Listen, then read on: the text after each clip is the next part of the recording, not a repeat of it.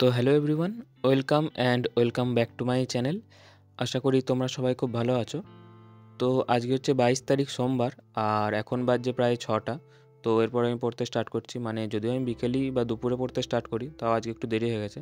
যাই হোক, আর আজকে আমি ফিজিক্সে ইন্ডাকশন আর এসি চ্যাপ্টারটা করব, আর ওটার কিছু কোয়েশ্চেন করব, আর কেমিস্ট্রিতে কেমিক্যাল কাইনেটিক্স চ্যাপ্টারটা করব।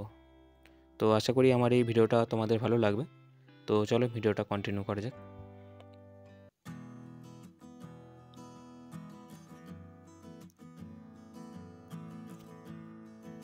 আর এটা এখন স্যারের পিডিএফটা দেখে একটু করে নিচ্ছি। তো তারপর অ্যালেনের যে এক্সামগুলো হয়েছিল, মানে ইউনিট টেস্টগুলো, তো ওইখানে যে কোয়েশ্চেনগুলো আছে ওগুলো করে নেবো। মানে যেগুলো পারিনি সেগুলো তো করবই, আর যেগুলো পেরেছি সেগুলো একবার করে নেবো। আর এই যে অ্যালেনের 11-এর ফুল সিলেবাসটা গেল, তো ওটা আমার মোটামুটি হয়েছে। মানে ফিজিক্সটা করার জন্য আমি অতটা টাইম পাইনি আর কি, আর কেমিস্ট্রিটা আমার একটু লেন্দি লেগেছে। আর কেমিস্ট্রিটা করতে আমার অনেকটা টাইমও লেগেছে, প্রায় 1 ঘন্টা 20 মিনিটের কাছাকাছি আমার কেমিস্ট্রিটা করতে লেগে গেছে। আর যেহেতু অনেকটা সিলেবাস ছিল, তো আমি কীভাবে রিভিশন করেছিলাম তোমাদের বলছি। তো আমি প্রথমে পিডিএফ দেখে বা এনসেট থেকে পড়ে নিচ্ছিলাম চ্যাপ্টারগুলো। তারপর অ্যালেনের যে এক্সামগুলো হয়েছে, তো সেই কোশ্চেনগুলো দেখি একবার প্র্যাকটিস করে নিচ্ছিলাম। আজকে যেভাবে করবো আর কি, আমি সেভাবেই করছিলাম আর কি। তো সব চ্যাপ্টারগুলো অ্যালেনের কোশ্চেনগুলো দেখে যাওয়া হয়নি। কিছু কিছু চ্যাপ্টার শুধু নোটসটা আর এনসেটটা পড়েই চলে গেছি, আর কোশ্চেন প্র্যাকটিস করা হয়নি। মানে মোটামুটি আমি 80% মতন সিলেবাস করে গেছিলাম, পুরো সিলেবাসটা করে যেতে পারিনি। আর তোমাদের কেমন কী এক্সামটা হয়েছে তোমরা জানাতে পারো, আর তোমরা কীভাবে কী রিভিশন করছো সেটাও বলতে পারো। তো এই 12টার জন্য আমি ওইভাবেই রিভিশন করবো, মানে পিডিএফগুলো আর নোটসগুলো একবার দেখে নেবো, তারপরে অ্যালেনের কোয়েশ্চেনগুলো করে নেবো। তো সব চ্যাপ্টারগুলো হয়তো ওইভাবে করা হবে না, তো যতগুলো হবে ম্যাক্সিমামটা করে যাওয়ার চেষ্টা করব। তো দেখা যাক কতটা কী হয়।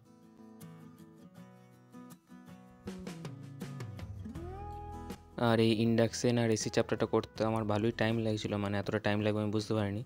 মানে ভেবেছিলাম হয়তো 3 ঘন্টার মধ্যে হয়ে যাবে দুটো চ্যাপ্টার। মানে যেহেতু করা আছে তো রিভিশনই দিচ্ছিলাম, তো ভেবেছিলাম 3 ঘন্টার মধ্যে হয়ে যাবে, কিন্তু প্রায় 4.5 ঘন্টা 5 ঘন্টা লেগে গেছিলো এই দুটো চ্যাপ্টার করতে।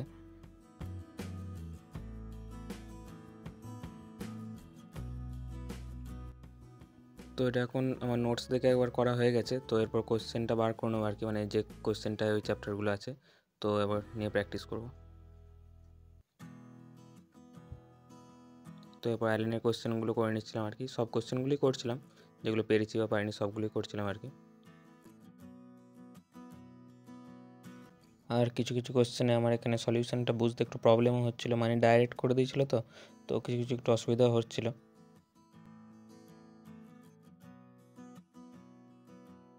আর আমি 12-এর যে ফুল সিলেবাসটা হতো সেটা রিভিশনের জন্য এই সপ্তাহে ম্যাক্সিমাম ফিজিক্সটাই রেখেছি, আর ফিজিক্সটাই বেশি রেখেছি আর কি। মানে যেহেতু এখনও কারেন্ট ইলেকট্রিসিটিটা আমার করতে হবে, তো ওটা তো একটু টাইম খাবে, যেহেতু বড় চ্যাপ্টার আছে। তো ওই জন্যে এই সপ্তাহে ফিজিক্স আর কেমিস্ট্রি রেখেছি, আর বায়োলজিটা রেখেছি পরের সপ্তাহে।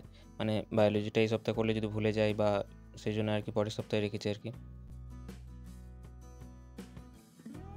আর এখানে আমার কোশ্চেনগুলো করা প্রায় হয়ে গেছে। কোশ্চেনগুলো করতে আমার সেরকম টাইম লাগেনি, নোটসটা আর পিডিএফটা পড়তে অনেকটা টাইম খেয়ে গেছে। তো এটার পর কেমিক্যাল কাইনেটিক্সটা পড়তে স্টার্ট করলাম। এটা যে সর্বেশ্বরের ক্লাস থেকে যে নোটসগুলো বানিয়েছিলাম, তো সেটা দেখে একবার রিভিশন করে নিচ্ছি। যদিও এটা চ্যাপ্টারটা সোজাই অনেকটা। আর আজকে এই চ্যাপ্টার কোশ্চেনগুলো করবো না, এর কোশ্চেনগুলো কালকে করব। আজকে শুধু এই নোটসটা একবার দেখে নেবো।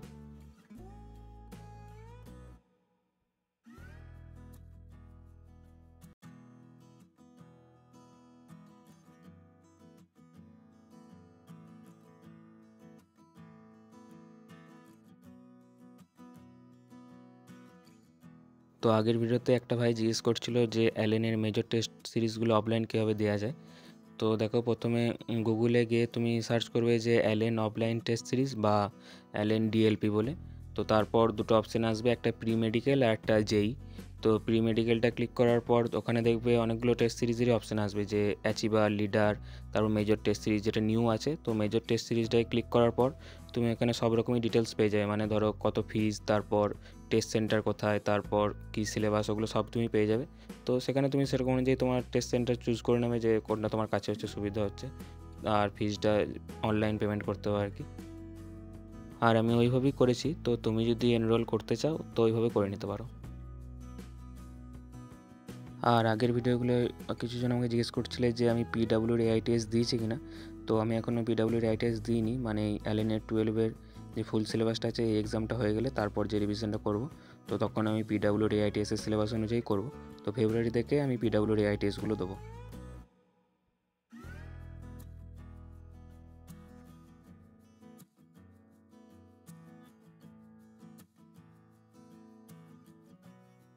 আর এখন বাজে 3:05, তো পড়াটা আমার কমপ্লিট হয়ে গেছে আর এরপর শুয়ে পড়বো। তো ভিডিওটা দেখার জন্য থ্যাংক ইউ, টাটা।